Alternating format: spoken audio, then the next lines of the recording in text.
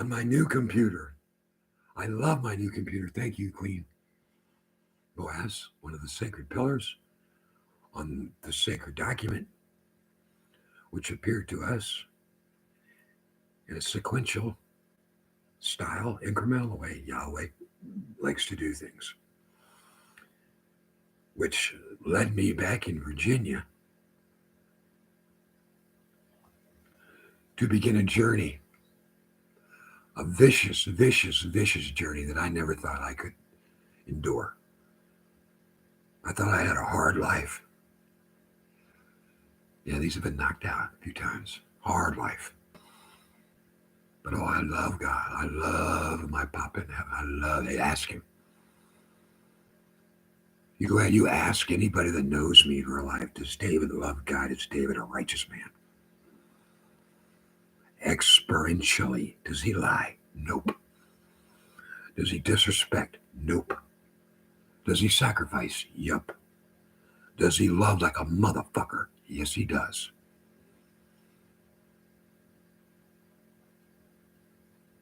Now,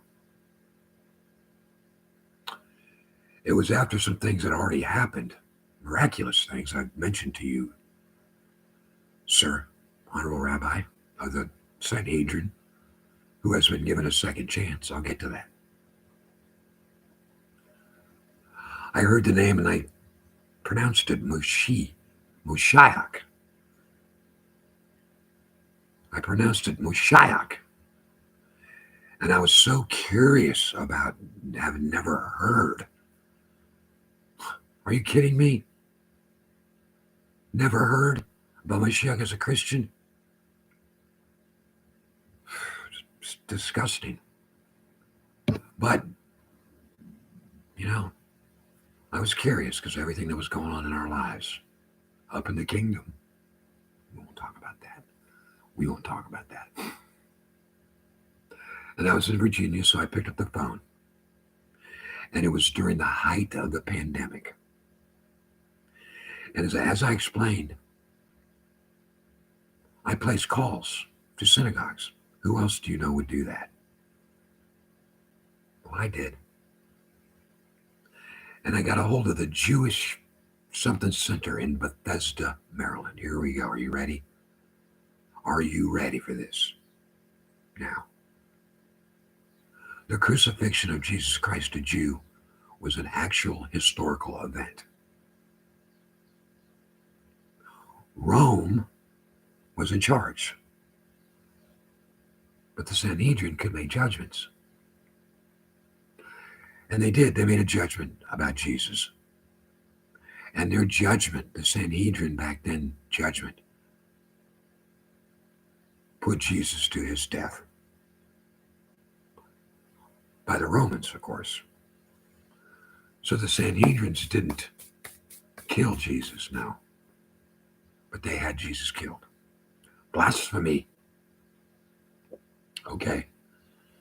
So I called them, and back then all the goys were answering the phone. Most. I called 12, had the police call on me once because I complained about Tobias Singer. Another experience I want to forget. But I'll never forget the words of this rabbi who picked up the phone. Never. I'll never forget it. I'm a student of psychology. What's going on? Why do people do what they do? Cause and effect, reflexive. Pavlov's salivating dog. Programming. It's real. And a rabbi came to the phone, and I said, hey, Rabbi, I think I said I'm a Christian. Big mistake. And I was just curious about this Moshiach character. This is it. This was the end of the beginning and end of the rabbi's conversation with me, a Christian. It's Moshiach. Okay, Moshiach. I got it.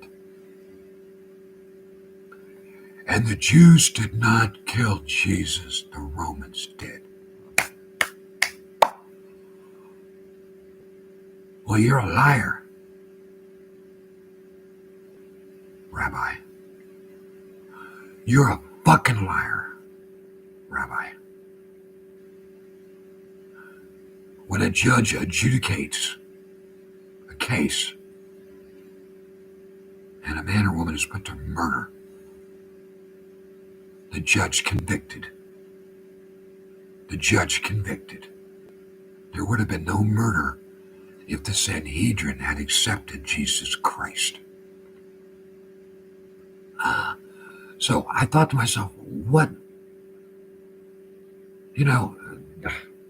would motivate a rabbi in 2020, whenever it was, 2020, 2021, to make such a false statement? Delusionary.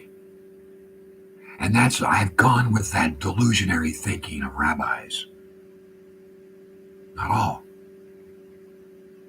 That was so profound a statement for that rabbi to make such a lie. So delusionary that we didn't kill Jesus. The Romans did. You killed Jesus, Rabbi. You killed Jesus. You sentenced Jesus to death. Thank you very much. No problem, no problem, no problem. Just as Germans and Japanese soldiers can be friends with Americans 60 years later, water under the bridge, that can take place now. I submit now. Let me move on. So there's that little eye-opening occurrence that took place in my life. Are you kidding me? You didn't kill Jesus? Yeah, you did. So I thought, that stems from a guilt. I don't want to admit we did it. So there's a guilt issue with some Jews about Jesus. Guilty. Ooh. And fear. No, we didn't kill your Jesus. Don't kill us. Fear. So you got guilt and you got fear. Two of the lowest vibrations on the scale of consciousness. That's what you're dealing with. With the last holdouts. Fear and guilt. Now, Your Honor, I know you're not stupid. In fact, I know you're stubborn. I know you're intelligent. I know you're talented. I've told you this. In the beginning, I thought we had a relationship like Jonathan and David. Remember? You chuckled. Oh, yeah. We got along that well. Jonathan and David of the Bible. Good friends. Jonathan said, hey, you better run, Saul gonna get you, boy. So, it's with that thought in mind that the Jewish rabbi can actually say that today and be teaching it to his kids, his friends, like you sent me that Friedman video. It's the same thing. It's a joke. We don't need no intermediary. Bullshit. Now, you have a second chance, Your Honor. If the numbers, and these are, there's only 1 million or so out of all the Jewish population. A lot of Jews have already, like I've sent you YouTubes, they are and have accepted Jesus. They're ready to go. They're ready to go. So the Christian population is 2.8, 2.2 billion who believe in Christ. The Jewish population that's still holding out, we didn't know all these critical things because they're afraid and they're guilty. We don't want to admit that we did that. Guilt, fear, I think. So the entire world of unity and blessings and love and forgiveness and redemption of sin is held back by a minority of Jews.